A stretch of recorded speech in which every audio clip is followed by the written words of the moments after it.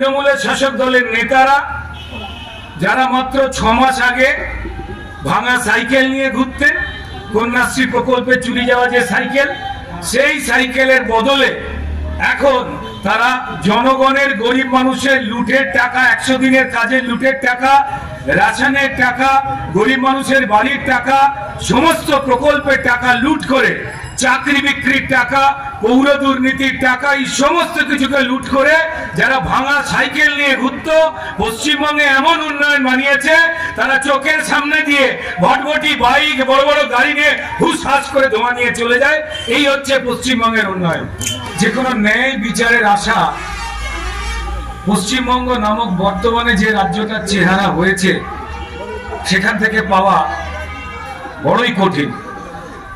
আমাদের এখানে পুলিশ এবং প্রশাসন, আমাদের মাননীয় মুখ্যমন্ত্রী তার যে বারবার আন্তরিক চেষ্টা যে আমি কিছুতেই পশ্চিমবঙ্গের মানুষের মুখ্যমন্ত্রী হব না, আমি তৃণমূলের মুখ্যমন্ত্রী হব, ঠিক সেই উনুনের আঁচে ধোঁয়া দিয়ে পশ্চিমবঙ্গের পুলিশ ও প্রশাসন তারা সেই কাজ করে যাচ্ছে অবিরত।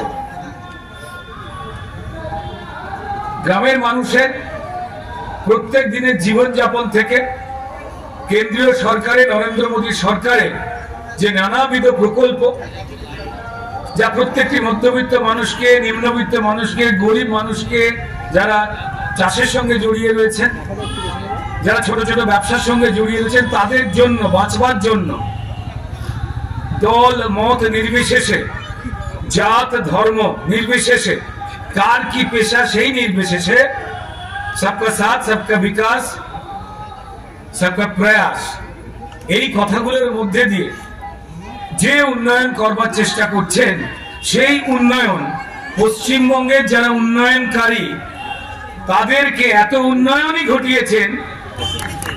আমরা এই উন্নয়ন চাইনি, আমরা এই উন্নয়ন চেয়ে আমরা 11 সালে পরিবর্তনটা করিনি। প্রত্যেকটা মানুষ, সিপিএম এর যে অপশাসন ছিল, যে ভোট চুরি ছিল, সায়েন্টিফিক রিগিং ছিল, তারা শ্রমিককে মিথ্যে মিথ্যে স্বপ্ন দেখাতো যে কারখানার মালিক নাকি শ্রমিকই হয়, তাই আপনি কারখানা ঘেরাও করুন, মালিককে বলুন আপনার প্রফিটের বেশি ভাগ দিতে। সেই সমস্ত কথা বলে আমাদের যারা শ্রমিক ভাইরা ছিলেন তাদেরকে এমন আকাশে তুলে স্বপ্ন দেখিয়ে দিয়েছিলেন যে আন্দোলনের নামে আন্দোলন করতে করতে করতে করতে সেই কারখানাগুলো বন্ধ হয়ে গিয়েছিল আর সেই শ্রমিকরা কাজ হারিয়েছিল।